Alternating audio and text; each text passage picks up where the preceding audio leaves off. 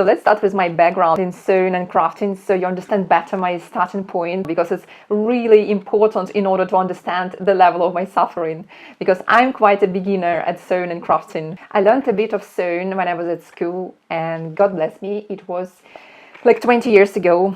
Please don't even try to count my age. I'm like a necromancer. At school we had classes that are hard to translate, but I think there was something like technology or industrial arts. For example, boys were learning how to make chairs, or they were learning how to do some other woodwork or how to use tools. And at the same time, girls were learning how to cook, how to sew and knit. Yeah, I know it's a very patriarchal model of education, and I think it would be more useful for all children actually learn the same skills altogether. Especially now as a cosplayer, I wouldn't mind knowing how to craft things better. So that's where I learned the basics of sewing. Yeah, of course we made some things during the classes, for example, like napkins, maybe a kitchen apron, some simple skirt, or, well, you know, something that it was easy to make for a kid. And also we were sort of taught how to make patterns, but you know, all of this was under the guidance of our teacher.